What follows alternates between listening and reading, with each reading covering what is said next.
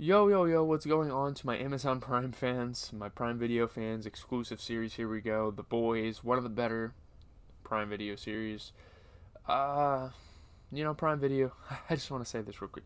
Prime Video doesn't have much to offer, but this series has been fantastic. We're only 4 episodes from being done with the series for now. I don't know if they're planning on doing anything more. We'll see as we go on here. It looks like they could do more, but it seems like. One second.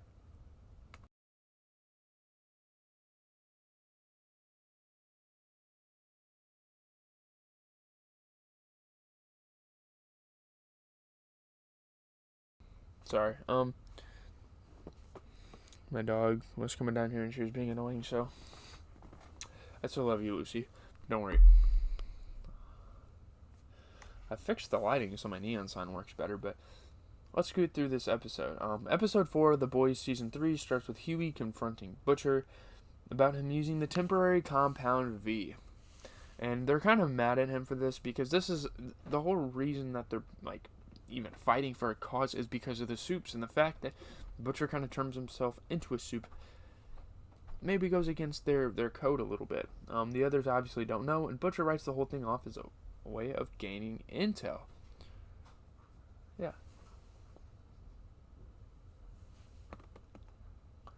Frenchie and Butcher arrive to see Nina just as scheduled. The girl in the gas station that was like talking to Frenchie all sexually and kind of weird. He hands over funds to cover her debts, but she wants more. Butcher tries to compromise, so this girl is not budging. She's very adamant about things. She's kind of annoying. I'm not a big fan of her as a character. Meanwhile, Stan Edgar heads over to see Newman, suggesting they go after Homelander. So pretty much everyone is teaming up on Homelander. Everyone except, like, at this point, like, the Deep, Black Noir. The Deep and Black Noir are, like, the only two people that are on Homelander's side. It's kind of crazy.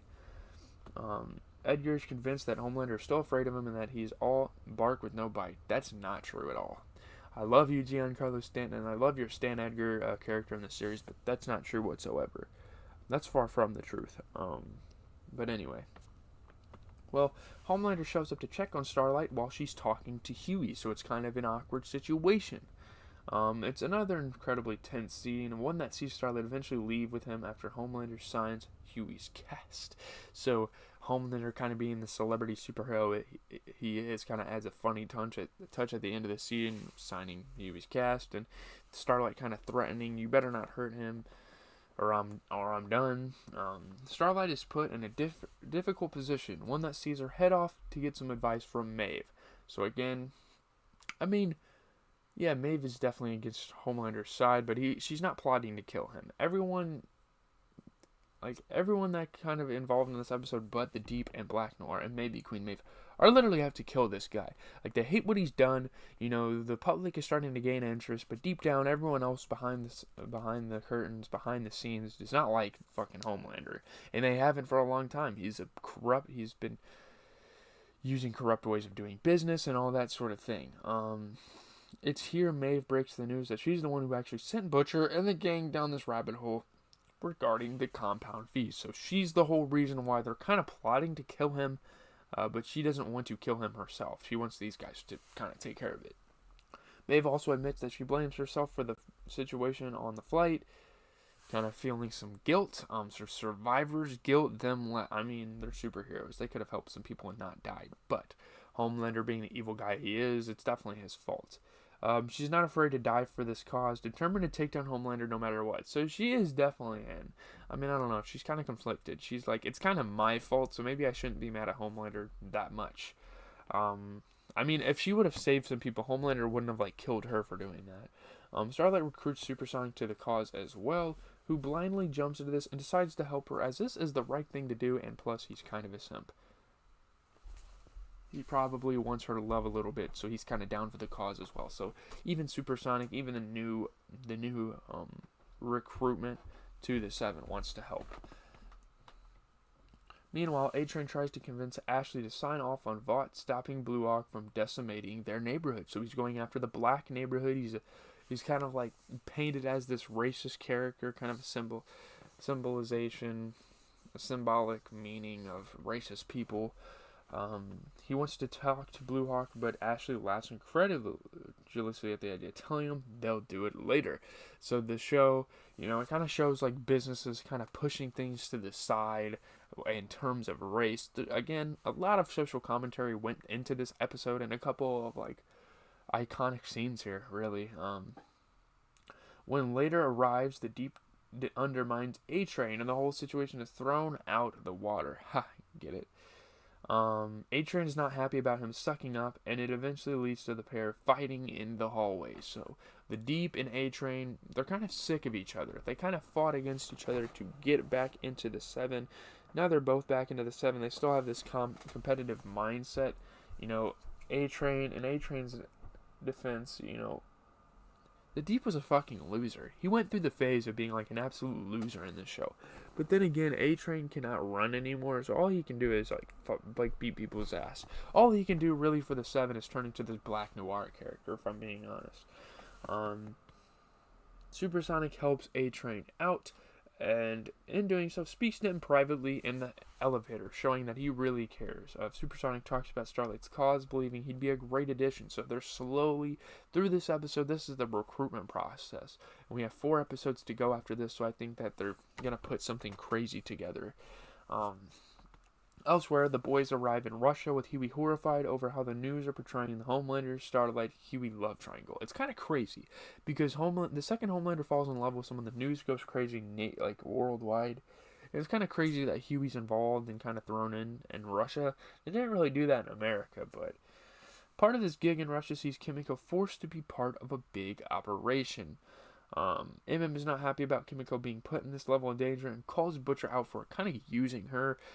She's like the more innocent character out of the group, and the side members don't really like what Butcher's doing and how he's executing his plan. Kimiko ends up killing all the men she's assigned to go after, but ends up with a bullet in her head from one of the women. Obviously, she regenerates. She's a superhero. If you guys didn't remember, she's able to like stick her forearm into people and literally just fuck. Actually, that's foreshadowing to what Huey does later in this episode. Actually, when Kimiko turns and faces them all, she finds them cowering in the corner, making Kimiko regret her actions. She's like kind of freaked out a group of girls. Still, she brings back what's needed to complete the mission, but it's all too much for her. She doesn't want to do it anymore. This is like a one-time thing for Kimiko.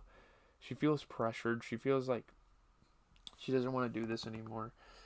Privately, Kimiko and Frenchie talk and decide together to finish the job and then leave for good. They want to get out of this group. They want to get out together and have a good relationship. Kimiko wants to go to Marseille, which Frenchie agrees to. Butcher decides to inject himself with another round of Compound V. I mean, if one round of Compound V wasn't enough for a guy like Butcher, one of the more aggressive non-soups in the series, oh my god. All of this is a contingency plan, but Huey sees him do it and wants some too. After what happened to Starlight, he's so angry he can't breathe and wants a way to defend himself, wants a way to kind of take out of his anger. Butcher claims using this as a punishment rather than a blessing and refuses. Meanwhile, Newman delivers her press conference, telling them that Homelander is a whistleblower. That's right, she turns it around and backstabs Stan Edgar. Newman confirms that he and Vought are going to be investigated. So now, Newman is on Homelander's side. So Newman is another person that kind of starts to form on Homelander's side. And really the only reason she's doing this is because they're both kind of villains in this series. So it's understandable. This is Homelander's doing, as it turns out, outing Edgar by selling things straight at the company. So Homelander's kind of thwarted Newman to get on his side. It's clear that Zoe was being used as collateral to make Newman play ball, but also to gather some Compound V. After injecting her spine, Zoe screams in pain while her sister comforts her. I didn't know it hurt that bad, but maybe her powers were starting to take over the second the effects hit. I'm not quite sure about that one. But, yeah. So Zoe is on Homelander's side too. She's a mini superhero. Over in Russia, Butcher and the boys arrive at the compound, allegedly holding the soup gun to destroy Homelander. Alarms start wailing though, and the boys are held back. The only solution is for Butcher to show what he can do. Evening. C word that he says so many times in the series. He says, stepping through his firestorm of bullets and killing everyone with the laser of an eye. As we soon find out, Huey is also taking some of the compound too and teleports across, killing one of the men in cold blood, like sticking his fist into someone's stomach. It was kind of crazy. All of them turn on Huey, refusing to listen to his excuses, while Butcher uses his newfound strength to open up the giant tank in the middle of the room. And inside, none other than Soldier Boy himself, so they kind of held him away in this tank. Soldier Boy blasts Kimiko, sending her flying through several walls. He's still alive, by the way. Unfortunately, she's not healing, sending Fringy into a panicked frenzy, because Soldier Boy is another soup. They all drive to the hospital, but it's unclear whether she'll survive or not. At the same time, Homelander takes Starlight up to the rooftop and shows her Supersonic's mutilated body. I kind of missed this part of the show, I think.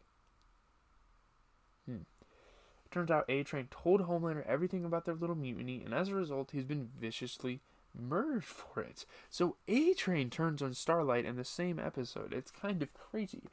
So now Homelander's getting his gang together. Homelander promises that this will be Huey if he steps out of line, forcing her into shock submission, tears streaming from her face.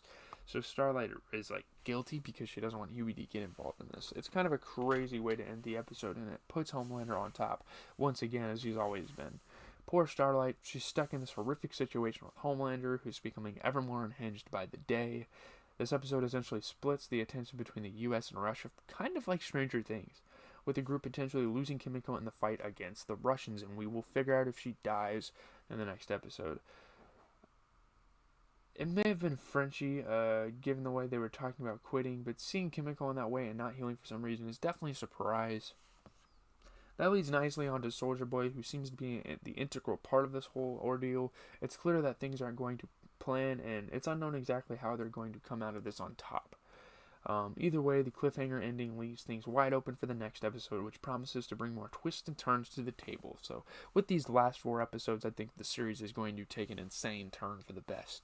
I think this episode was good. It showed allies and enemies. It showed what side everyone's on, and it did a good job at doing that. People discussing Homelander and Soldier Boy are kind of the centers of attention. Soldier Boy could be the hero, and Homelander could be the villain here. But leave a like, comment, subscribe. I'm going to be talking about the Terminator here up next. And then that will be it for the YouTube videos today. And I don't think I'm going to do a Twitch stream tonight. I have to work at 8 in the morning tomorrow, and I have to work 3 to 9 tonight. It's kind of a shitty ordeal, but it is what it is. Work is work. We got to make money to kind of pay for stuff that set pieces for this channel, all that type of thing.